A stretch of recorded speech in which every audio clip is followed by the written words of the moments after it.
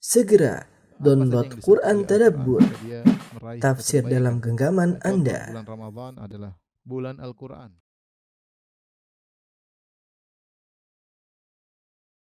Bismillahirrahmanirrahim. Assalamualaikum warahmatullahi wabarakatuh. Alhamdulillahi ala ihsanih wa syukru lahu ala taufiqihi wa amtinanih wa asyhadu an la ilaha illallah wahdahu la syarika lahu ta'ziman li sya'nih wa asyhadu anna Muhammadan abduhu wa rasuluhu da'ila ridwanih. Allahumma salli alaihi wa ala alihi wa ashabihi wa ikhwanih. Para jamaah Majelis Ta'lim dan Nur yang dirahmati oleh Allah Subhanahu wa taala, kita melanjutkan pembahasan kita masih dalam tafsir surat Yusuf, dan pada kesempatan kali ini kita sampai pada ayat 93 ya. Allah Subhanahu wa taala berfirman, ya, setelah Yusuf membuka hakikat dirinya kepada kakak-kakaknya bahwasanya dialah Yusuf yang telah mereka zalimi selama ini, dan akhirnya Yusuf alaihissalam memaafkan mereka dengan berkata, la tasriba alaikumul yaum yaghfirullahu lakum wa huwa arhamur rahimin. Tidak ada cercaan bagi kalian mulai hari ini, niscaya Allah akan mengampuni kalian, wa huwa arhamur rahimin, dan dia adalah sebaik-baik penyayang ya. Setelah itu Yusuf alaihissalam berkata, idhabu biqamisi hadza, pergilah kalian dengan membawa baju gamisku ini ya. Fa'alquhu ala wajhi abi, kemudian letakkanlah di wajah ayahku. Ya'ti basira, maka ayahku akan bisa melihat kembali. Wa'tuni bi ahlikum ajma'in, dan datangkanlah keluarga kalian seluruhnya. Jadi Yusuf alaihissalam tahu bagaimana penderitaan ayahnya ya. Dan beliau tahu juga ayahnya dalam kondisi tidak bisa melihat ya. Apakah beliau tahu alaihissalam karena diberitahu oleh saudara-saudaranya yang cerita bahwasanya bapakmu telah buta karena merindukanmu, ataukah Nabi Yusuf tahu karena wahyu dari Allah Subhanahu wa taala? Intinya beliau tahu ya, dan beliau berusaha memberikan ikhtiar, usaha untuk menyembuhkan ayahnya. Maka beliau pun menyuruh untuk membawa baju yang beliau biasa pakai, karena di situlah ada keringat beliau, bau tubuh beliau ya, maka diberikan kepada ayahnya. Kalau tentu ini adalah kemudian ketika dilemparkan baju tersebut kepada ayahnya atau diletakkan di wajahnya, maka ayahnya bisa melihat kembali. Tentunya adalah mukjizat. Khariqul ada, itu perkara mukjizat bagi Nabi Yusuf alaihissalam. Ya, tapi sebagian ulama mengatakan ya, ini adalah obat. Biasanya obat adalah lawan daripada penyakit ya. Sementara penyakit yang dialami oleh Nabi Yakub alaihissalam, ayah mereka, adalah kerinduan yang begitu mendalam kepada Nabi Yusuf alaihissalam ya. Telah berselisih para ulama berapa tahun Nabi Yakub berpisah dengan anaknya Yusuf alaihissalam. Ada yang mengatakan 18 tahun, ada yang mengatakan 40 tahun, ada yang mengatakan 80 tahun, ada yang mengatakan 77 tahun. Intinya dia dalam kerinduan yang amat dalam, maka obatnya adalah sesuatu yang bisa melepas kerinduan tersebut, yaitu baju Nabi Yusuf disertai dengan aroma tubuh Nabi Yusuf, dan dia hafal betul ya aroma tubuh Nabi Yusuf alaihissalam karena begitu cinta kepada anaknya ya. Maka Nabi Yusuf menyuruh alaihissalam agar bajunya diletakkan ke wajah ayahnya. Kata Nabi Yusuf, ya'ti basira, kalau sudah diletakkan baju di wajah ayahku, dia akan bisa melihat kembali. Ya'ti basira ya. Bukan cuma itu, wa'tuni bi ahlikum ajma'in, datangkan seluruh keluarga kalian seluruhnya bawa kemari. Yaitu kalian, saudara-saudara kalian, bibi kalian, tante-tante kalian, semuanya bawa ke kemarin. Ini Nabi Yusuf alaihissalam ingin menyambung silaturahmi dengan mereka ya. Menyambung silaturahmi dengan mereka. Konon disebutkan jumlah mereka sekitar 80-an. Itu Yakub alaihissalam dengan istri-istrinya, dengan anak-anaknya, dengan kerabat-kerabatnya, semua yang ada di Palestina. Jumlahnya sekitar 80-an, dan kata Nabi Yusuf alaihissalam, bawalah mereka seluruhnya kemari ke Mesir. Taib, setelah itu Allah melanjutkan, walamma fasalatil 'airu qala abuhum inni la ajidu riha Yusuf laula an tufannidun. Tatkala fasalatil 'air, tatkala rombongan kakak-kakak Yusuf yang disuruh Yusuf untuk pulang ke Palestina, fasalat artinya meninggalkan, yaitu meninggalkan kota Mesir. Baru meninggalkan kota Mesir, kemudian Nabi Yakub alaihissalam mencium aroma Nabi Yusuf alaihissalam, padahal jarak begitu jauh ya, entah berapa ribu kilometer ya. Intinya antara Mesir dengan Palestina adalah jarak yang sangat jauh. Ya. Walamma fasalatil air, tatkala rombongan kakak-kakaknya meninggalkan kota Mesir, Allah memberikan mukjizat, yaitu aroma baju Nabi Yusuf tersebut sampai ke penciuman Nabi Yakub alaihissalam. Tak ada angin khusus yang Allah kirimkan. Angin tersebut bergerak dengan cepat, membawa aroma baju Nabi Yusuf alaihissalam sampai ke penciuman Nabi Yakub alaihissalam. Maka baru saja rombongan keluar dari negeri Mesir, langsung ayahnya berkata, qala abuhum, berkata ayah mereka itu Nabi Yakub, inilah ajidu riha Yusuf. Sungguh aku mendapati aroma Nabi Yusuf alaihissalam, aromanya Yusuf. Ya. Mencium baunya Yusuf. Laula antufannidun, sekiranya kalian tidak menuduhku lemah akal, tentu kalian akan membenarkan aku. Tapi kalian akan nuduh aku. Ya. Antufannidun maksudnya disandarkan kepada al-fanat. Al-fanat maksudnya seperti pikun atau lemah akal, orang sudah tua, akalnya tidak kuat lagi, terganggu ya. Karena ini yang aneh, dia mengatakan saya cium bau Nabi Yusuf. Saya cium bau Yusuf, bau putraku. Dia bilang, tapi kalian akan menuduh aku yang tidak-tidak. Dan benar, orang-orang yang ada hadir ketika itu, entah siapa, ini bukan anak-anaknya Nabi Yakub. Qalu tallahi innaka lafi dhalalikal qadim. Maka mereka komentar, kata mereka, tallahi demi Allah, innaka lafi dhalalikal qadim. Sungguhnya engkau masih dalam kekeliruanmu yang dulu. Engkau masih dalam kesalahanmu yang lalu, yaitu engkau terlalu cinta kepada Yusuf, engkau terlalu nyebut-nyebut Yusuf ya. Engkau terlalu cinta, terlalu sering nyebut-nyebut Yusuf, terlalu berharap akan ketemu, menyangka akan ketemu dengan Yusuf. Ini semua dhalal, yaitu kekeliruanmu yang dari dulu. Sekarang terbawa sampai kau bilang kau sedang mencium aroma Yusuf alaihissalam. Sebenarnya ini adalah perkara yang tidak pantas ya. Karena orang-orang yang hadir ini bukan saudara Yusuf ya. Disebutkan ini orang-orang hadir di sekitar situ, mungkin ponakan, mungkin apa, mungkin kerabat, intinya kerabat mereka yang hadir di hadapan Nabi Yakub. Qalu innaka lafi dhalalikal qadim. Orang ini tidak pernah disebut sebelumnya, tapi Allah sebutkan ketika ini. Mereka komentar, mereka berkata, demi Allah, sungguhnya engkau berada dalam kekeliruanmu yang lalu. Terlalu cinta kepada Nabi Yusuf, terlalu banyak nyebut Nabi Yusuf alaihissalam, terlalu berharap tawakkuk bahwasanya akan ketemu dengan Yusuf. Sehingga sekarang lebih parah lagi, menyangka bahwasanya mencium aroma Nabi Yusuf.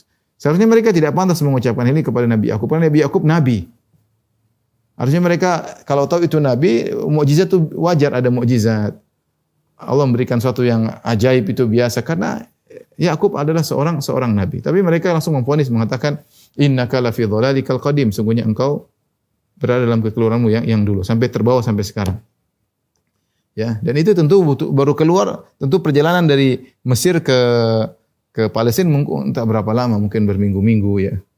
Setelah sampai ya pembawa kabar gembira tersebut ya, kata Allah Subhanahu wa taala, "Falamma an ja'al basyiru alqahu ala wajhihi fartadda basira." Tatkala telah tiba pembawa kabar gembira itu, maka diletakkanlah baju gamis itu ke wajah Yakub, lalu kembalilah dia dapat melihat. Ada yang mengatakan yang membawa baju tersebut langsung ke Nabi Yakub adalah Yahuda. Yahuda itu kakak mereka yang paling tua. Dia paling merasa bersalah dan dialah yang tidak mau pulang sebelumnya. Ya, maka ketika disuruh bawa kabar gembira, dia yang semangat untuk bawa ke Nabi Yakub alaihissalam. Kemudian dia letakkan ke wajah ayah mereka, ayahnya Nabi Yakub alaihissalam. Fartadda basira, maka kembalilah penglihatannya. Ya. Ada yang mengatakan bahwasanya penglihatannya lebih kuat daripada sebelumnya karena basir itu adalah sighah mubalaghah, fa'il. Tapi ada yang mengatakan tidak, sama dengan basir sama dengan mubsir. Intinya di antara mukjizat atau keajaiban adalah beliau bisa melihat kembali, ya, bisa melihat kembali. Ini ada yang berusaha mengilmiahkan dengan mengatakan bahwasanya aroma tersebut masuk ke dalam dicium kemudian bereaksi dengan jantung Nabi Yakub alaihissalam, kemudian kembali ke otak, kemudian terjadi akhirnya saraf-saraf yang tadinya mati hidup kembali. Ini mungkin saja, tapi intinya ini mukjizat. Ini mukjizat. Bagaimana obat orang nggak bisa melihat, cuma mencium kemudian bisa melihat. Ini mukjizat dari Allah Subhanahu wa taala. Mukjizat dari untuk Nabi Yusuf ya alaihissalam dan juga untuk Nabi Yakub alaihissalam. Setelah itu fartadda basira, maka dia pun bisa melihat kembali, penglihatannya kembali lagi. Yang matanya tadi sudah putih kemudian menghitam kembali. Qala alam aqul lakum inni a'lamu minallahi ma la ta'lamun. Beliau berkata, bukankah aku telah beritahukan kepada kalian, sungguhnya aku tahu dari Allah apa yang kalian tidak ketahui, ya. Benar apa yang selama ini aku katakan, Yusuf akan kembali. Semoga Allah mendatangkan kembali Yusuf dan adiknya, ya. Bahwasanya ini adalah aroma Nabi Yusuf alaihissalam, ya. Ini semuanya benar. Aku tahu apa yang kalian tidak ketahui. Akhirnya mulailah kakak-kakak Nabi Yusuf mungkin bercerita tentang Yusuf alaihissalam dan mereka akhirnya minta ampun. Qalu ya abana astaghfir lana dzunubana inna kunna khati'in. Mereka berkata, wahai ayah kami, ya, mohonkanlah ampunan bagi kami terhadap dosa-dosa kami. Sungguhnya kami adalah orang-orang yang bersalah. Ya. Sungguhnya kami orang-orang yang bersalah. Ini perkataan mereka, kakak-kakaknya Yusuf kepada Nabi Yakub, karena kesalahan mereka berkaitan dengan Nabi Yusuf dan berkaitan dengan Nabi Yakub dua-duanya. Dengan memisahkan Nabi Yusuf, meskipun kelihatannya korbannya Nabi Yusuf alaihissalam yang dibawa lari, kemudian dilemparkan dalam sumur, dibuka bajunya, kemudian dijual sebagai budak. Kelihatannya kezaliman mereka kepada Nabi Yusuf, tapi sebenarnya mereka juga menzalimi ayah mereka Nabi Yakub, karena mereka tahu Nabi Yakub sangat sayang kepada Yusuf. Bagaimana seorang ayah dipisahkan dari anaknya? Ini penderitaan yang sangat berat, kesedihan yang sangat amat mendalam sampai ayah mereka tidak bisa melihat. Ya, saking sedihnya tiap hari menangis.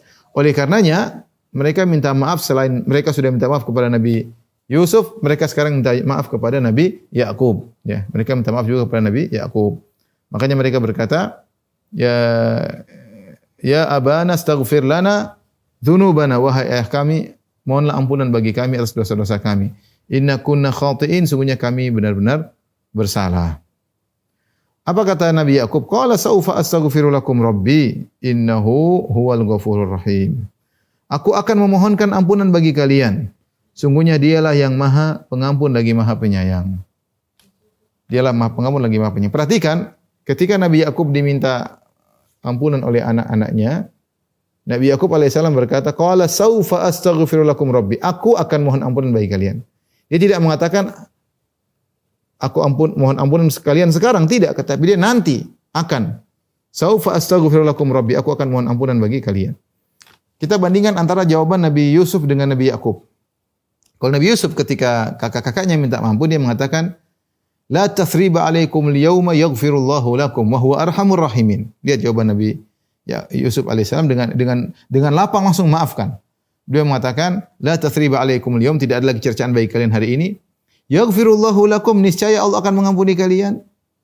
Kemudian beliau tutup dengan mengatakan, wa huwa arhamur rahimin. Allah sangat Maha Penyayang.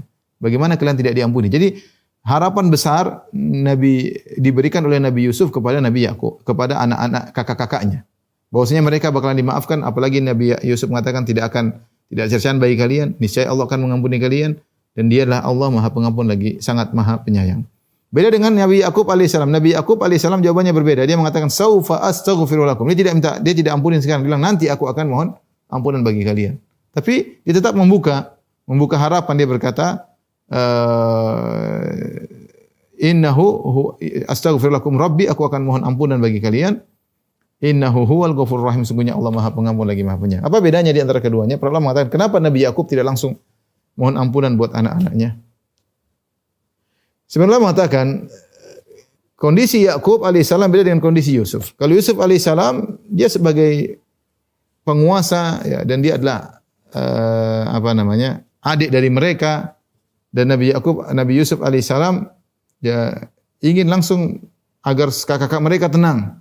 Mereka tenang karena tujuannya kakak mereka tenang, segera pergi balik ke Palestina, bawa ayah dan ibunya ke Mesir. Dan kalau Nabi Yusuf tidak memaafkan segera, mereka akan gelisah karena mereka khawatir Yusuf sekarang sudah jadi penguasa, khawatir mereka akan dibalas, ada kekhawatiran dan Nabi Yusuf tidak ingin seperti itu. Dia ingin kakak-kakak mereka tenang, kakak-kakaknya tenang sehingga dia langsung mengatakan, "Yaghfirullahu lakum, Allah ampuni kalian." Langsung seketika itu juga. Bahkan dia berjanji tidak akan ada cercaan bagi mereka. Agar kakak-kakaknya benar tenang bahwasanya benar-benar telah dimaafkan oleh Nabi Yusuf alaihissalam sebagai adik mereka. Beda dengan Nabi Yakub. Nabi Yakub kondisinya sebagai murabbi, sebagai ayah yang ingin mendidik kepada anak-anaknya. Di mana kesalahan anak-anaknya ini, kakak-kakaknya Yusuf ini kesalahan sangat besar, bukan kesalahan ringan. Telah memisahkan antara dia dengan anaknya sekitar 18 tahun atau 40 tahun atau 80 tahun atau 77 tahun. Ada khilaf di kalangan para ulama. Lagi pula yang mereka zalimi adalah adik mereka. Yang harusnya mereka sayang, harusnya mereka sambung silaturahim, yang dizalim adalah adiknya dan adiknya dizalim dalam kondisi masih kecil.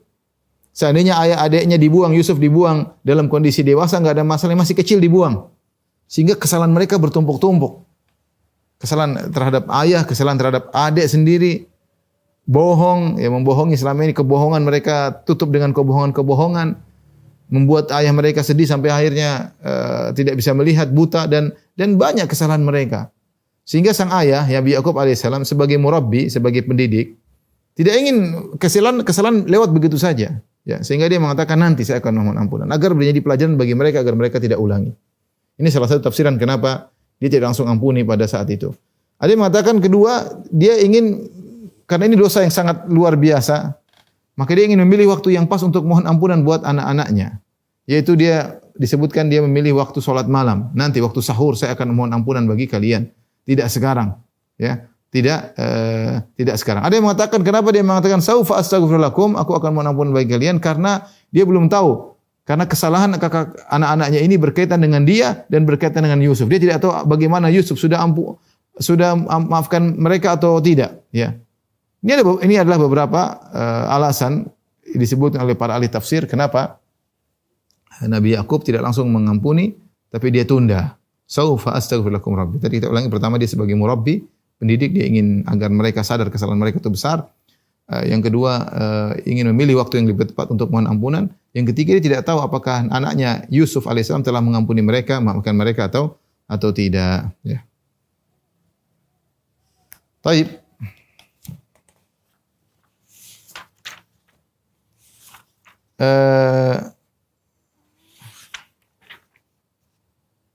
Berikutnya Allah Subhanahu wa taala berfirman, "Falamma dakhalu ala Yusuf awa ilaihi abawai." Akhirnya mereka pun datang, ya. Mereka datang rame-rame dari Palestina menuju ke Mesir, ya. Kemudian mereka menemui Yusuf. Kata Allah Subhanahu wa taala, maka tatkala mereka masuk ke tempat Yusuf, awa ilaihi abawai, maka Yusuf segera mengayomi, memeluk ayah dan ibunya, abawai. Wa qala dukhulu Misra insyaallahu aminin. Kemudian Yusuf berkata, silakan kalian masuk dalam kota Mesir dengan penuh keamanan, Wa rafa'a abawahi 'alal arsy wa kharru lahu sujada. Lantas beliau pun meletakkan, ya, menaikkan kedua ibu bapaknya di atas singgasana, di arsy-nya, di singgasananya. Wa kharru lahu sujada, dan mereka kemudian merebahkan diri mereka untuk sujud kepada Yusuf. Wa qala ya abati hadza ta'wilu ru'yaya min qabl. Lantas dia berkata, wahai ayahanda, Yusuf berkata, wahai ayahanda, inilah tafsir dari mimpiku yang sebelumnya, ya. Qad ja'alaha rabbi haqqan. Allah telah menjadikan mimpiku ini yang dulu tersebut menjadi suatu kenyataan. Wa qad ahsana bi, dan Allah telah berbuat baik kepadaku. Idz akhrajani minas sijn, tatkala Allah mengeluarkan aku dari penjara.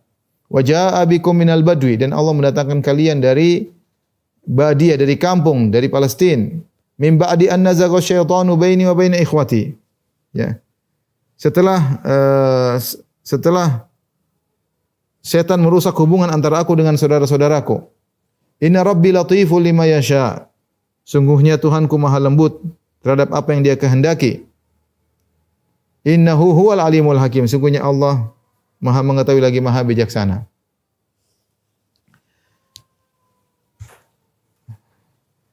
Ikhwan dan akhwat yang dirahmati Allah Subhanahu wa taala, para jamaah Majelis Taklim The Nurs yang dirahmati Allah Subhanahu wa taala. Ketika mereka datang ke negeri Mesir dengan penuh semangat, maka mereka pun masuk menemui Yusuf, maka Yusuf pun menaungi mereka. Di sini setelah itu Allah berkata wa qala dukhulu, dan setelah itu dan Yusuf berkata masuklah kota Mesir insyaallah aminin. Masuklah kota Mesir dengan penuh keamanan. Di sini para ulama berusaha menjelaskan ayat ini. Ada yang mengatakan karena kan mereka sudah ketemu Yusuf dulu dan Yusuf berkata masuklah kota Mesir dengan penuh keamanan. Jadi bagaimana? Kan sudah masuk. Ngapain lagi ngomong masuklah kota Mesir dengan penuh keamanan? Kalau gitu tafsirnya bagaimana kan? Saya bacakan terjemahannya. Falamma dakhalu ala Yusuf, tatkala mereka masuk menemui Yusuf, awa ilai abawai. Ketemu Yusuf di mana? Di Mesir tentunya. Awa ilai abawai, kemudian Yusuf menaungi kedua orang tuanya. Wa qala, kemudian Yusuf berkata, dan Yusuf berkata, udkhulu Misra insyaallah aminin. Masuklah kalian dalam kota Mesir dengan penuh keamanan. Padahal mereka sudah masuk. Lantas bagaimana maksud ayat ini? Ada dua tafsiran secara umum. Disampaikan oleh Syaukani rahimahullah dalam kitabnya Fathul Qadir. Yang pertama bahwasanya sebentar ya. Kita lanjutkan. Ada dua tafsiran disampaikan oleh Syaukani rahimahullahu taala. Yang pertama bahwasanya begitu semangatnya atau sayangnya Nabi Yusuf kepada keluarganya sehingga dia menyambut di luar kota Mesir. Jadi dia pergi bersama anak buahnya, kemudian dia keluar pagar kota Mesir, dia sambut keluarganya, kemudian dia segera peluk kedua orang tuanya. Setelah itu dia mengatakan silakan masuk di kota Mesir dengan penuh keamanan. Ini tafsiran pertama. Sehingga Nabi Yusuf keluar nyambut kedua orang tuanya di luar pagar kota Mesir. Setelah itu Nabi Yusuf berkata silakan masuk di kota Mesir dengan penuh keamanan. Insyaallah ya. Ini tafsiran pertama. Tafsiran kedua artinya Nabi Yusuf menunggu di istananya. Kemudian datang orang tuanya beserta keluarganya, kemudian dia peluk kedua orang tuanya. Kemudian dia berkata kepada keluarganya seluruhnya, masuklah kalian ke Mesir, mau kemana-mana terserah. Insyaallah amin. Kalian akan aman insyaallah ta'ala. Ya, di sini Nabi Yusuf alaihissalam tetap tawadhu. Dia tidak mentang-mentang tenang, dia tidak mengatakan tenang, saya adalah penguasa di sini, tapi dia tetap mengatakan insyaallah aman. Tetap saja semua kembali kepada kekuasaan Allah Subhanahu wa taala. Seorang jangan ujub dengan pede dengan kedudukannya sebagai pejabat, sebagai apa, tetap mengucapkan insyaallah. Ya, tenang. Seakan-akan Yusuf berkata, silakan kalian mau kemana mana ya, tenang ya, kalian akan aman insyaallah. Insyaallah ya. Ini mengkaitkan semua kejadian kepada Allah karena semua yang terjadi atas kehendak Allah Subhanahu wa taala. Kemudian Allah berfirman, wa rafa'a abawahi 'alal 'arsy wa kharru lahu sujada ya.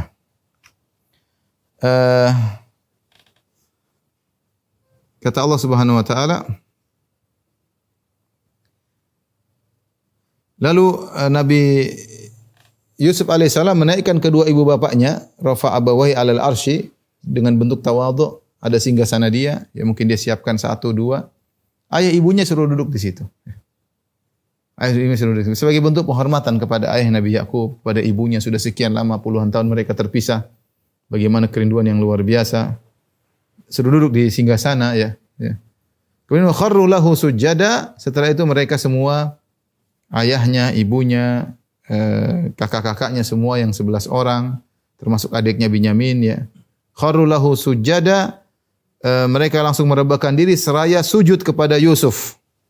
Seraya sujud kepada Yusuf. Jadi pertanyaan sujud kepada Nabi Yusuf alaihissalam. Ala kulli hal mau ini sujud bagaimanapun bentuknya, ini bukan sujud ibadah tapi sujud tahiyat. Sujud tahiyat itu sujud penghormatan, bukan sujud ibadah. Dan dalam syariat dahulu dibolehkan. Dalam syariat dahulu dibolehkan. Apakah Nabi Yakub dan saudara-saudaranya sujud dengan meletakkan dahi di tanah sebagaimana sujud yang dikenal oleh orang-orang Islam sekarang? Makanya ada khilaf di kalangan para ulama. Karena lafal sujud maksudnya adalah khudu'. Apakah cukup dengan inhina, dengan merendahkan diri seperti semacam ruku, ataukah sujud yang dimaksud dengan meletakkan dahi di tanah. Dan Ibnu Taimiyah rahimahullah punya penjelasan panjang tentang masalah ini. Intinya dia mengatakan bahwasanya masing-masing sujud dengan caranya sesuai dengan kondisi ya. Seperti misalnya kita tahu matahari, rembulan, bintang-bintang semuanya sujud kepada Allah Subhanahu wa taala. Bagaimana sujudnya tidak sama seperti sujud manusia. Kemudian juga Bani Israel pernah disuruh sujud tapi sujudnya dengan ruku ya. Allah berfirman, "Wadkhulul baba sujada." Masuklah kalian ke dalam kota Palestina di zaman Nabi Musa maksudnya ya. Wadkhulul baba sujada, ya masuklah kalian dalam kota Palestina dengan sujud. Padahal maksud sujud adalah ruku. Ya, karena enggak mungkin mereka masuk di dalam kondisi sujud, kalau sujud enggak bisa jalan. Tapi maksudnya adalah masuklah kalian dengan penuh tawadhu, dengan meruku masuk ke dalam kota Palestina. Wadkhul baba sujada wa qulu hittatun naghfir lakum khatayakum, sebagaimana dalam surat Al-Baqarah. Sehingga terkadang sujud maksudnya adalah ruku ya. Terkadang sujud sebagaimana dikenal oleh orang Islam adalah dengan meletakkan dahi di atas di atas tanah dengan 7 anggota ya, dahi, hidung, kemudian kedua tangan, kedua lutut dan kedua kaki. Ini sujud yang ma'ruf di kalangan kaum muslimin. Maka apakah sujud yang dilakukan oleh Nabi Yakub dan ibunya Nabi Yusuf dengan 11 saudaranya sama seperti sujudnya kaum muslimin ataukah cuma ruku'? Wallahu a'lam bishawab. Tidak ada penjelasan yang jelas, yang tegas, karena lafal sujud sendiri itu bisa maknanya benar-benar sujud, bisa maknanya adalah sekedar ruku' sebagai bentuk penghormatan. Ala kulli hal, meskipun kalaulah seperti sujudnya kaum muslimin, ini bukan sujud ibadah, tapi zaman dahulu disyariatkan bahwasanya boleh namanya sujud tahiyat sebagai bentuk penghormatan. Dan sebagai sujud bentuk penghormatan itu berlanjut terus sampai di negeri Syam di zaman Nabi SAW. Mereka kalau di Romawi, kalau mereka menghormati kebiasaan mereka adalah tahiyat dengan sujud ya, dengan sujud ya. Sebagaimana hadis Mu'adz bin Jabal radhiyallahu taala anhu ya. Jadi Allah alam bagaimana sujudnya mereka. Sebagian ulama mengatakan sujudnya benar-benar sujud. Kenapa? Karena Allah mengatakan wa kharru lahu sujada. Ada kharru. Kharru itu merebahkan diri. Merebahkan diri seakan-akan merebahkan diri dari atas ke bawah, setelah itu meletakkan dahi di tanah. Kalaupun sujudnya seperti sujudnya kaum muslimin, maka ini bukan sujud ibadah tapi sujud tahiyat, dan ini dahulu dibolehkan pada syariat umat-umat terdahulu. Namun ketika dalam syariat Islam maka tidak boleh lagi ada sujud. Meskipun sujud tahiyat tidak boleh. Sujud hanya untuk Allah Subhanahu wa taala. Makanya kata Nabi sallallahu alaihi wasallam dalam hadisnya, "Lau kuntu amiran ahadan an yasjuda li ghairillah la amartul mar'ata an tasjuda li zawjiha." Kalau saya boleh menyuruh seorang untuk sujud kepada selain Allah, maka saya akan memerintahkan wanita sujud kepada suaminya. Tapi tidak boleh. Jadi sujud sekarang tidak boleh. Seorang kalau sujud hanya untuk Allah Subhanahu wa taala. Zaman dahulu boleh sujud sebagai bentuk tahiyat, sebagai bentuk penghormatan, bukan sujud sebagai ibadah. Bukan sujud sebagai ibadah. Baik. Ada khilaf di kalangan para ulama. Di sini wa rafa'a abawai 'alal arsy wa kharru lahu sujada. Nabi Yusuf meletakkan kedua orang tuanya abawahi. Apakah abawahi di sini adalah ayah dan ibunya? Ya. Ada pendapat mengatakan Nabi Yusuf ibunya sudah meninggal sejak lama. Oleh karenanya dalam kisah perginya Nabi Yusuf tidak disebutkan ibunya yang menangis bapaknya. Ya, yaitu Nabi Yakub alaihissalam, berarti ibunya sudah meninggal sejak lama. Zahir ayat menunjukkan ayah dan ibunya. Zahir ayat. Ya, zahir ayat menunjukkan yang datang ayah karena abawai, maksudnya ayah dan ibunya. Ada yang mengatakan maksudnya ayah dan tantenya atau ayah dan bibinya, wallahu alam bisawab, tapi zahir ayat itu ayah dan ibunya ya. Adapun tidak disebutkan tentang tangisan ibunya ketika hilang berpisah dari Yusuf alaihissalam, karena fokus Al-Quran sedang bicara tentang Nabi Yakub alaihissalam. Tentang Nabi Yakub, bagaimana sikap menghadapi ujian yang berat dia sebagai seorang nabi ya.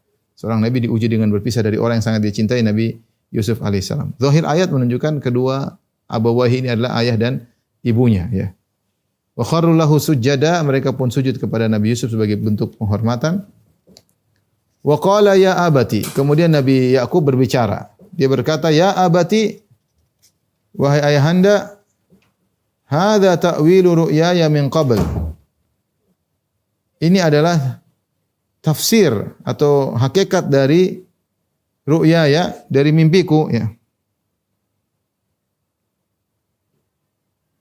Takbir dari mimpiku sebelumnya ya. Ini adalah takbir dari mimpiku sebelumnya yang pernah Nabi Yusuf ceritakan kepada ayahnya ya, sebagaimana di awal surat Yusuf. Ya abati inni ra'aitu ahada asyara kaukaban wa syamsa wal qamara ra'aituhum li sajidin. Wahai ayahanda, sungguhnya aku telah melihat dalam mimpiku ada rembulan dan bintang dan rembulan dan matahari dan 11 bintang sujud kepadaku. Ternyata maksud dari matahari dan rembulan dan 11 bintang maksudnya adalah keluarganya. Matahari rembulan maksudnya ayah dan ibunya, dan 11 bintang maksudnya kakak dan adiknya. Sujud kepada Nabi Yusuf alaihissalam maksudnya sujud penghormatan dalam kondisi Nabi Yusuf alaihissalam menjadi seorang penguasa di kota Mesir.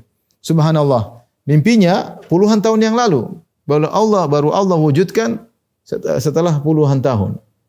Allah menghendaki apa yang dia lakukan. Ya, oleh karenanya kita sampaikan Nabi Yakub alaihissalam ketika dikabarkan bahwasanya Yusuf dibunuh atau dimakan oleh serigala, dibunuh oleh serigala, Nabi Yakub tidak membenarkan. Kenapa dia tidak membenarkan? Dia tahu bahwasanya Nabi Yusuf telah bermimpi suatu saat dia akan disujudi oleh keluarganya, ya.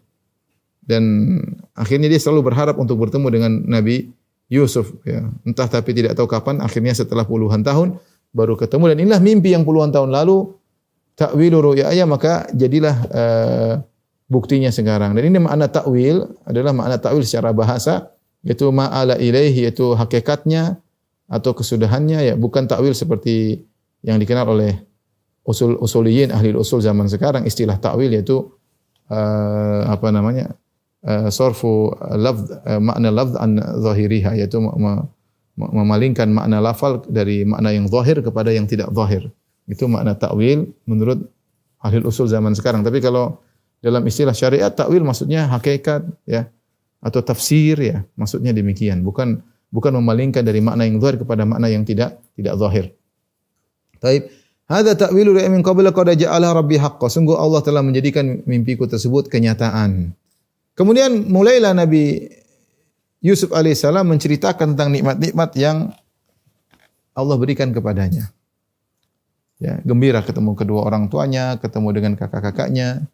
Maka Nabi Yakub berkata, "Wa qad ahsana bi," sungguhnya Allah telah berbuat baik kepadaku.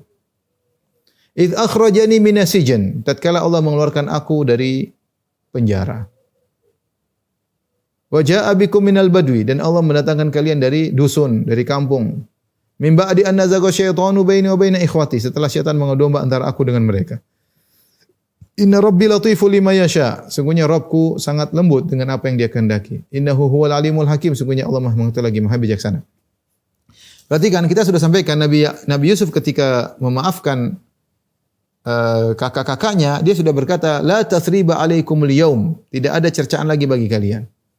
Maka ketika Nabi Yakub alaihissalam, Nabi Yusuf alaihissalam menyebutkan nikmat yang dia dapatkan, dia tidak mulai dari waqad asanabi id akhrajani minal bi'r atau minal jubbi. Dia tidak berkata Allah telah berbuat baik kepadaku tatkala mengeluarkan aku dari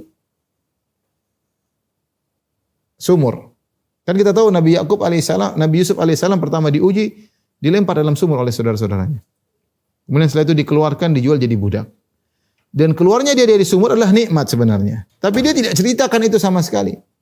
Dan kejadian dia dimasukkan dalam sumur, dikeluarkan, ini ayahnya tidak tahu. Nabi Yakub tidak tahu.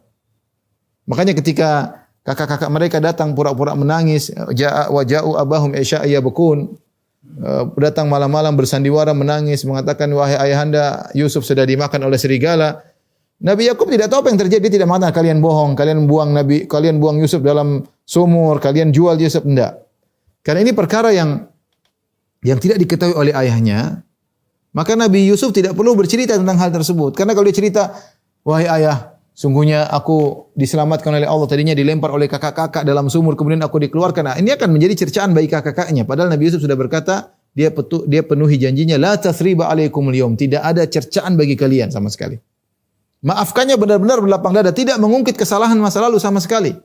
Bahkan tidak ingin menyinggung kakak-kakaknya sama sekali. Dan ini luar biasa hati yang sangat tulus dari Nabi Yusuf alaihissalam. Nabi Yusuf adalah orang yang sangat-sangat pemaaf. Ya. Kita sudah sebutkan bagaimana Nabi Yusuf alaihissalam sangat-sangat pemaaf. Dan dia sudah berjanji tidak akan mengungkit kesalahan kakak-kakaknya, dan dia tepati. Makanya ketika dia bercerita tentang nikmat yang dia alami, dia tidak sebutkan dia dikeluarkan dari, Allah telah mengeluarkan aku dari sumur.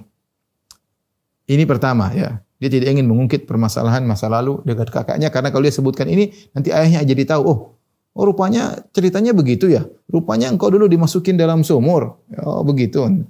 Yang kedua, ketika Allah mengeluarkan Nabi Yusuf dari sumur, bukan mengalami suatu kenikmatan yang baru, tapi berubah dalam ujian yang berikutnya. Jadi keluarkan dari sumur, kemudian diuji, dijual sebagai budak.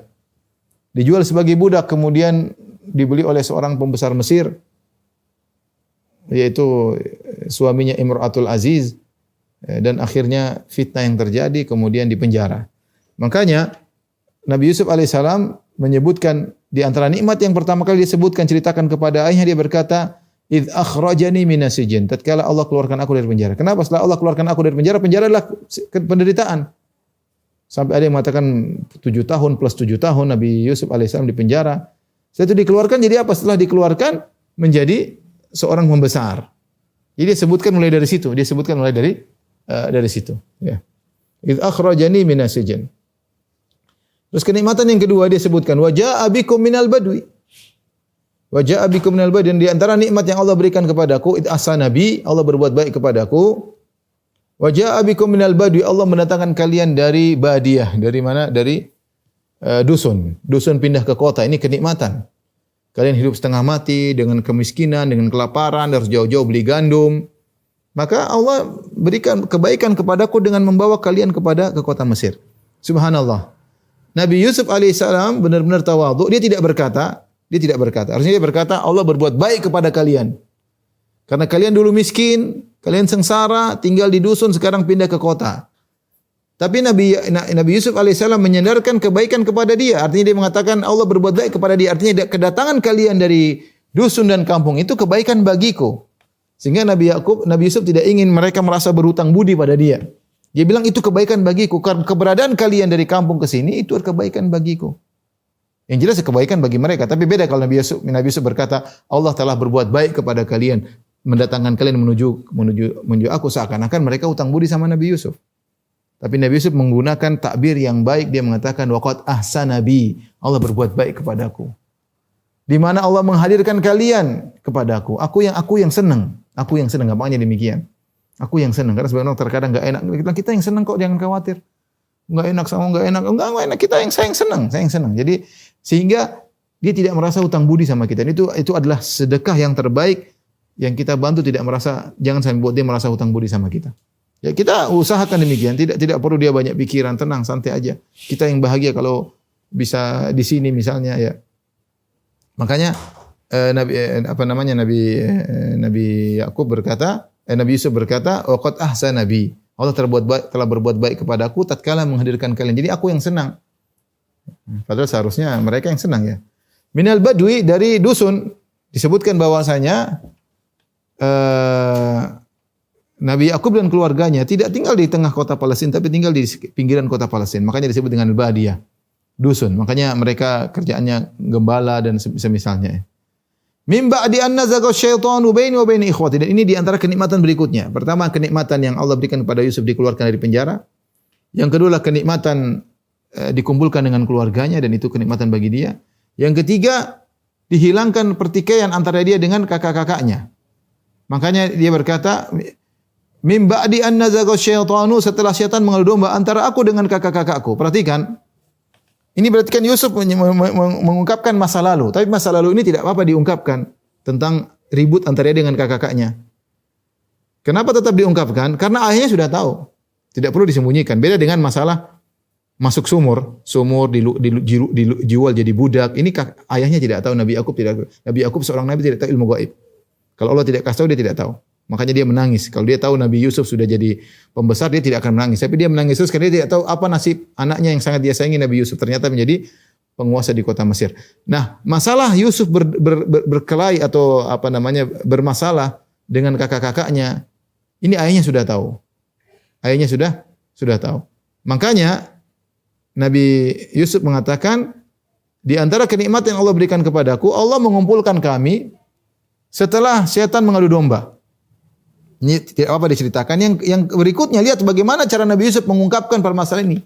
Dia tidak mengatakan kakak-kakakku yang salah, tapi dia menyandarkan kesalahan kepada setan.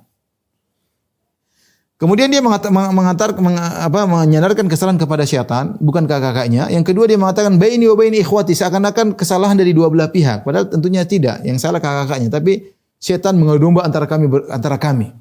Ya, sehingga tidak ada cercaan pada kakaknya.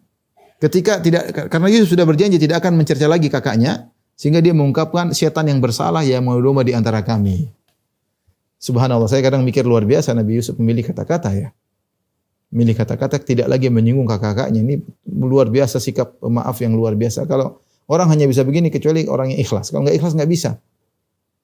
Pasti ngungkit masa lalu yang buruk, pasti macam-macam ya. Nabi Yusuf alaihissalam memaafkan dengan tidak mau mengungkit, berbuat baik dengan tidak ingin mengungkit lagi. Subhanallah. Bagaimana ikhlasnya kepada Allah luar biasa. Dia tahu semuanya anugerah dari Allah Subhanahu wa taala. Dia tahu semua anugerah dari Allah Subhanahu wa taala. Sampai ketika dia menceritakan tentang kenikmatan bersatu setelah bertengkar, dia sandarkan kesalahan kepada syaitan. Min ba'di an nazaga syaitanu baini wa baina ikhwati. Setelah syaitan mengadu domba antara aku dengan kakak-kakakku. Kemudian Nabi Yusuf berkata, "Inna rabbi latiful lima yasha." Sungguhnya Rabbku latif. Latif itu maha lembut. Allah latif. Allah latifun bi ibadi. Allah lembut kepada hamba-hambanya. Di antara makna latif, Allah maha lembut. Allah menggiringkan, membawa kenikmatan kepada hamba-hambanya dengan cara yang tidak mereka sadari. Dengan cara yang mereka tidak sadari. Lihatlah bagaimana begitu pelannya atau begitu lembutnya Allah menjadikan Yusuf sebagai penguasa. Namun ceritanya ternyata panjang ya. Maksudnya sampai-sampai tidak sadar bahwa itu adalah kebahagiaan yang Allah datangkan dalam bentuk ujian, dalam bentuk penderitaan. Lihat bagaimana Allah ingin berbuat baik kepada Yakub alaihissalam. Yakub hidup susah di Mesir bersama keluarganya. Allah ingin memuliakan dia untuk tinggal di kota Mesir. Jadi Allah memuliakan Yakub alaihissalam dan keluarganya untuk dipindahkan kota Mesir hidup dengan nyaman. Tapi ceritanya bagaimana? Ceritanya Yusuf yang berkorban istilahnya yang terkena ujian. Dimusuhi oleh kakak-kakaknya, kemudian dimasukkan dalam sumur, kemudian dijual jadi budak dengan harga yang murah menjadi pembantu, kemudian dituduh ingin menzinai istri sang menteri, kemudian akhirnya dipenjara dan akhirnya jadi penguasa. Ini semua dengan penuh kelembutan, dengan pelan sekali tanpa disadari. Tidak disadari oleh Yusuf, tidak disadari oleh Yakub. Semuanya tidak ada yang menyadari. Yusuf sendiri yang menjalani tidak menyadari. Dia tidak menyadari. Makanya dia bilang, "Inna Rabbi latif." Allah maha lembut. Mengantarkan kebaikan tanpa disadari oleh sang hamba. Lihatlah ujian-ujian Nabi Yusuf alaihissalam. Ujian dimasukkan dalam sumur. Pertama, ujian kedua ujian pertama dimusuhi oleh kakak-kakaknya, dihasati oleh kakaknya. Ujian kedua dimasukkan dalam sumur. Ujian ketiga dijual jadi seorang budak. Ujian keempat dipisahkan dari ayah yang sangat dia cintai. Tidak tahu bagaimana nasib ayah. Yang ujian berikutnya dipisahkan dari adiknya Binyamin yang sangat dia cintai, dipisahkan dari ibunya. Ujian berikutnya dituduh sebagai orang yang ingin berzina. Ujian berikutnya dipenjara. Ternyata ujian plus ujian plus ujian plus ujian plus ujian plus ujian, musibah plus musibah plus musibah plus musibah sama dengan kejayaan. Sama dengan kenikmatan. Ini yang disebut latif, Allah latif. Maka seorang husnudzan kepada Allah Subhanahu wa taala. Dan banyak pengalaman-pengalaman, tentu pengalaman kita, pengalaman yang lain, ada ujian. Ujian ternyata ujungnya adalah suatu yang istimewa. Tapi demikianlah Allah menggiring seorang kepada keistimewaan dengan yang nampaknya ujian-ujian. Makanya disebut dengan nikmah, suatu kenikmatan yang datang dalam bentuk bala. Allah berikan bala tapi sebenarnya kenikmatan. Ujungnya tapi nanti lihat. Baik ini berlaku bagi Yusuf maupun berlaku bagi Yakub alaihissalam, bagi keluarga mereka secara umum. Ini Rabbi latiful lima yasha. Sungguhnya Allah maha lembut terhadap hamba-hambanya. Bahkan sebaliknya juga, sebagian orang Allah giring dia kepada kehancuran tanpa dia sadari, dia menyangka satu perkara yang natural. Dia berbuat zalim. Kemudian mulailah dia mengalami penderitaan. Tapi dia tidak mengkaitkan dengan dosa-dosanya. Dia tidak sadar bahwasanya penderitaan yang dia alami akibat dosa-dosanya. Kenapa? Seakan-akan natural, seakan-akan benar-benar alami. Karena sebab ini kemudian dia mengalami ini, karena sebab ini dia mengalami. Dia lupa bahwa semua dosa-dosa yang pernah dia lakukan, mungkin dia pernah zalimi orang 30 tahun yang lalu, dia pernah zalimi orang 20 tahun yang lalu. Orang tersebut berdoa, ya Allah hancurkan dia. Orang tersebut tidak punya kekuatan kecuali hanya kepada Allah. Hancurkan dia. Ternyata dia dari kejayaan hancur pelan-pelan, hancur, menderita sampai anak-anaknya, sampai istrinya sampai hancur. Tapi Allah pelan-pelan, tidak langsung. Ya. Allah mengatakan sanastadrijuhum min haitsu la ya'lamun. Kami menggiringkan mereka dari arah mereka yang tidak sangka-sangka. Oleh karenanya seorang husnudzan kepada Allah, ya, selama dia bertakwa kepada Allah, menghadapi ujian dengan cara yang baik, innahu may yattaqi wa yasbir, kata Nabi Yusuf, innahu may yattaqi wa yasbir fa innallaha la yudhi'u ajral muhsin. Sungguhnya barang yang bersabar dan bertakwa, Allah tidak akan menyia-nyiakan pahala orang-orang yang berbuat ihsan. Jadi segala sesuatu yang kita jalani, hadapi dengan takwa dan sabar dan berbuat ihsan, merasa Allah senantiasa melihat kita, mengawasi kita, maka kita akan mencapai kesuksesan. Meskipun lambat, meskipun Allah Maha tahu. Allah tahu mana yang waktu yang pas untuk menjadikan Anda berhasil. Ya, Allah lebih tahu mana yang tepat, waktu yang tepat dan kapan, kondisi yang tepat. Maka Nabi Yusuf berkata, "Inna Rabbi latiful lima yasha." Sungguhnya Rabbku sangat lembut, ya, kepada apa yang Dia kehendaki. Allah kehendaki, Allah akan jalankan tanpa disadari oleh makhluk-makhluknya. Innahu huwal alimul hakim. Sungguhnya Dialah Allah Subhanahu wa taala Maha berilmu dan Maha bijak. Semua ini yang terjadi pada kita semua ini, padaku, pada ayah, pada semuanya, yang melakukannya Al-Alim, yang Maha mengetahui, Al-Hakim, yang Maha bijak. Subhanallah, Maha bijak. Allah tahu apa yang Allah lakukan. Seorang tidak boleh suudzon kepada Allah. Allah tahu apa yang Allah lakukan, karena Dia Maha bijak. Tidak ada tindakan yang Allah lakukan kecuali ada tujuannya. Setelah itu Nabi Yusuf berkata, Rabbi qad ataitani minal mulki wa 'allamtani min ta'wilil ahadits. Ya. Dia berkata, ya Rabbku, Engkau telah memberikan kepada aku kekuasaan. Wa 'allamtani min ta'wilil ahadits, Engkau berikan kepada aku ilmu menafsirkan mimpi. Nikmat dia sebutkan. Ini nikmat yang sangat besar dia dapatkan. Selain bertemu dengan keluarganya, kekuasaan yang Allah berikan, ilmu menafsirkan mimpi telah Engkau berikan, ya Allah. Fatiras samawati wal ard. Ya, dia mengatakan Engkau lah pencipta langit dan bumi. Tanpa contoh sebelumnya, Engkau yang pertama kali menciptakan langit dan bumi. Anta wali, Engkau adalah penolongku fid dunya wal akhirah, dunia dan akhirat. Ya, disebutkan bahwasanya Allah tidak, dan ini husnudzan kepada Allah. Bukan cuma menolong di dunia, dia akan menolong di akhirat juga, husnudzan kepada Allah. Anta wali fid dunya wal akhirah, Engkau penolongku di dunia dan di akhirat. Tawaffani musliman, wafatkanlah aku dalam kondisi Islam, wa alhiqni bis salihin, dan susulkanlah aku dengan orang-orang saleh. Susulkan aku dengan orang-orang saleh. Apa maksudnya? Ada dua pendapat di kalangan para ulama tentang maksud doa Nabi Yusuf alaihissalam ini. Yang pertama, Nabi Yusuf melihat bahwasanya seluruh kenikmatan sudah didapatkan. Sudah ketemu dengan ayah dan ibunya, sudah damai dengan kakak-kakaknya, ya.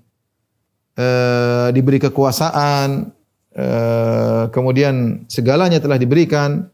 Dan dia mengakui nikmat Allah, dia sebutkan, dia bersyukur kepada Allah, maka dia ingin Allah anugerahkan kepada yang lebih penting daripada itu semua adalah sabat, yaitu istiqamah. Makanya doa Nabi Yusuf, tawaffani musliman, wafatkanlah aku dalam kondisi Islam, maksudnya istiqamahkanlah aku. Tentu setiap nabi pasti akan meninggal dalam kondisi muslim, tetapi dia minta istiqamah, dan ini namanya al-akhdhu bil asbab, yaitu ikhtiar, berdoa. Ya Allah, wafatkanlah aku dalam Islam, yaitu anugerahkanlah kepada aku husnul khatimah dengan istiqomah. Karena para ulama khilaf setelah Nabi Yakub ketemu dengan Nabi Yusuf, berapa lama Nabi Yusuf hidup setelah itu? Sebagian mengatakan dia masih hidup 15 tahun lagi, masih berapa tahun lagi, masih lama. Sebagian ulama mengatakan setelah itu seminggu Nabi Yusuf meninggal dunia. Sehingga karena itu ada pendapat kedua. Pendapat kedua maksudnya Nabi Yusuf ingin segera diwafatkan oleh Allah. Kenapa segera ingin diwafatkan oleh Allah? Dia merasa saya sudah merasakan segala kenikmatan, dia rindu ingin ketemu dengan Allah Subhanahu wa taala. Apalagi yang mau dia nanti cari? Dunia sudah dia dapatkan, kebahagiaan sudah, tinggal kebahagiaan akhirat yang dia belum dapatkan. Ya. Wala ajrul akhiratu khairul ladzina taqau, ya. Dunia dapat, di akhirat lebih indah, lebih baik daripada ganjaran dunia. Dia sudah dapat ganjaran dunia, jadi penguasa, ketemu dengan kakaknya dan nikmat banyak, ya. Punya ahli menafsirkan mimpi. Ya. Sehingga apalagi yang dia tunggu adalah bertemu dengan Allah Subhanahu wa taala. Maka pendapat kedua mengatakan Nabi Yusuf alaihissalam minta segera dimatikan karena kerinduannya kepada Allah Subhanahu wa taala. Seperti dalam hadis, man ahabba liqa Allah ahabballahu liqa'ahu wa man kariha liqa Allah karihallahu liqa'ahu. Siapa yang ingin bertemu dengan Allah maka Allah pun suka bertemu dengan dia. Siapa yang benci bertemu dengan Allah, Allah pun benci bertemu dengan dia. Sehingga perkataan dia tawaffani musliman itu ingin segera diwafatkan dalam kondisi husnul khatimah wa alhaqni bis shalihin, susukkanlah aku dengan orang yang saleh. Inilah kisah Nabi Yusuf alaihissalam. Ya, tentu masih tinggal satu pertemuan lagi insyaallah taala. Di antara yang dibahas oleh para ulama tentang bagaimana dengan kakak-kakak Nabi Yusuf alaihissalam, ya. Apakah kakak-kakak Nabi Yusuf kemudian menjadi nabi, ya, menjadi nabi, ya, karena dalam sebagian ayat Allah menyebutkan al-asbat. Al-asbat itu maksudnya suku-suku Bani Israel, 12 suku. Ithnai asyara asbatan umama, kata Allah. Wa qata'nahum ithnai asyrata asbatan umama. Kami menjadikan mereka 12 suku. Asbat artinya suku. Dalam Al-Quran seperti dalam surat Al-Baqarah ayat 136, Allah berfirman, Qulu amanna billahi wa ma unzila ilaina wa ma unzila ila Ibrahim wa Ismail wa Ishaq wa Yaqub al-asbat wa ma utiya Musa wa Isa wa ma utiya nabiyyuna min rabbihim. Katakanlah kami beriman kepada Allah, kepada apa yang diturunkan kepada kami, diturunkan kepada Ibrahim, kepada Ismail, apa yang diturunkan kepada Ishaq, apa yang diturunkan kepada Yaqub, dan apa yang diturunkan kepada Al-Asbat. Sehingga Al-Asbat ini dipahami oleh sebagian ulama adalah 12 anak Yaqub dan mereka semua dapat wahyu dan mereka semua jadi nabi. Setelah mereka bertobat, setelah mereka diampuni oleh Nabi Yaqub dan diampuni oleh Nabi Yusuf, memaafkan mereka, ya. Sehingga kata mereka 12 orang ini kemudian menjadi nabi karena Allah berfirman, katakanlah kami beriman kepada apa yang Allah turunkan kepada kami, kepada Ibrahim, kepada Ismail, kepada Isa, kepada Yakub dan kepada Al-Asbat dalam surat Al-Baqarah 136. Demikian juga dalam surat Ali Imran sama, surat Ali Imran, ya, ayat 84 makna semakna, ya. Demikian juga surat An-Nisa 163, semua ini berkaitan dengan apa yang diturunkan kepada Al-Asbat. Sehingga dipahami oleh sebagian ulama Al-Asbat adalah 12 anak Nabi Yaqub, yaitu Yusuf dan kakak-kakaknya yang sudah minta maaf, kemudian dijadikan nabi. Namun pendapat ini kurang tepat, dibantah oleh para ulama, di antaranya dijelaskan panjang lebar oleh Syekhul Islam Ibnu Taimiyah rahimahullahu taala, bahwasanya Al-Asbat yang dimaksud bukanlah 12 bersaudara anaknya Yusuf, tapi Al-Asbat adalah suku, ya. Suku yang disebut dengan sibat. Sibat adalah suku, seperti kabilah. Kalau orang Arab kabilah, bagi mereka disebut dengan asbat. Jadi maksudnya apa yang diturunkan kepada kabilah-kabilah mereka, artinya ada para nabi yang berasal dari 12 suku tersebut. Bukan saudara-saudaranya Yusuf. Bukan saudara-saudaranya Yusuf. Kalau yang dimaksud dengan asbat adalah kakak-kakaknya Yusuf, maka Allah akan mudah mengatakan Allah mengatakan misalnya qulu amanna billahi wa ma unzila ilaina wa ma unzila ila Ibrahim wa Ismail wa Ishaq wa Yaquba wa banihi. Enggak perlu al-asbat. Apa yang kami turunkan kepada Yakub dan putra-putranya. Tapi Allah tidak mengatakan apa yang kami turunkan kepada Yakub dan putra-putranya, tapi Allah mengatakan apa yang kami turunkan kepada Yakub dan asbat. Asbat itu kabilah Bani Israel. Berarti al-asbat maksudnya bukan anak-anaknya Yakub, tapi maksudnya kenabian Allah sebarkan di keturunan Yakub, yaitu di suku-suku 12 suku tersebut, ya. Karena seperti Nabi Musa, Nabi Zakaria, Nabi Yahya, Nabi Daniel, semuanya kembali kepada 12 suku ini. Ya, jadi sehingga anak-anak Nabi Yakub bukanlah para nabi. Yang nabi cuma Nabi Yusuf alaihissalam, ya. Yang nabi cuma Nabi Yusuf alaihissalam. Kemudian juga dalam hadis Nabi berkata, akramun nasi Yusuf bin Yaqub bin Ishaq bin Ibrahim, nabiyun ibnu nabi. Kata Nabi, sebaik-baik manusia adalah Yusuf bin Yaqub bin Ishaq bin Ibrahim. Yusuf bin Yaqub bin Ishaq bin Ibrahim. Artinya ini silsilah kenabian. Yusuf nabi, bapaknya Yaqub nabi, bapaknya Ishaq nabi, bapaknya Ibrahim nabi. Kalau seandainya kakak-kakaknya juga nabi, maka mereka akan berserikat dengan Yusuf karena mereka juga anak-anak nabi, ya. Anaknya Yakub, anaknya Ishak, namanya Ibrahim. Tapi Rasulullah yang mengkhususkan Nabi Yusuf alaihissalam. Kemudian juga akhlak yang mereka lakukan tidak pantas untuk menjadikan mereka sebagai nabi. Bagaimana mereka berbohong, mereka membohongi bapaknya, mereka menzalimi Yusuf, bohongi bapaknya. Yusuf sudah dimakan oleh serigala. Ini kebohongan, tidak pantas kemudian mereka bertobat kemudian jadi nabi. Karena tidak ada sejarah nabi seperti itu yang melakukan akhlak-akhlak yang buruk seperti berbohong, memutuskan silaturahmi dan macam-macam, kemudian jadi nabi, itu enggak ada sejarahnya. Enggak ada sejarahnya. Oleh karena mereka ini bukan para nabi, tapi mereka orang-orang yang kemudian bertobat ya, bertobat kepada Allah Subhanahu wa taala ya. Kemudian juga dalam surat Ghafir Allah berfirman walaqad ja'akum yusufu min qablu bil bayyinat. Sungguh telah datang kepada kalian Yusuf sebelumnya ketika keluarga Firaun menasihati Firaun dan pengikutnya. Kalian kenapa tidak beriman? Sekarang datang Musa. Sebelum Musa sudah ada Yusuf. Dan ini orang ini tidak menyebutkan nabi-nabi yang lain. Kalau seandainya saudara-saudara Yusuf juga nabi, tentu mereka juga akan berdakwah. Ya, mungkin dia akan berkata walaqad ja'akum Yusuf wa ikhwanuhu. Sungguh telah datang kepada kalian Yusuf dan saudara-saudaranya yang merupakan nabi. Tapi ternyata mukmin ali Firaun, keluarga Firaun ini yang beriman hanya mengatakan mengingatkan kepada Firaun dan pengikutnya, sungguh bukan Musa saja yang datang kepada kalian, sebelumnya telah datang Yusuf. Dia mengkhususkan Yusuf saja. Menunjukkan bahwasanya yang nabi hanyalah Yusuf, adapun kakak-kakaknya bukanlah nabi. Ini yang bisa kita sampaikan pada kesempatan kali ini. Insyaallah tinggal satu pertemuan lagi kita selesai dari tafsir surat Yusuf. Demikian ikhwan dan akhwat majelis taklim dan durus yang dirahmati Allah Subhanahu wa taala, kajian kita insyaallah kita lanjutkan masih satu pertemuan lagi tentang kisah Nabi Yusuf pada pertemuan berikutnya. Kurang lebihnya saya mohon maaf. Wabillahi taufiq wal hidayah. Assalamualaikum warahmatullahi wabarakatuh.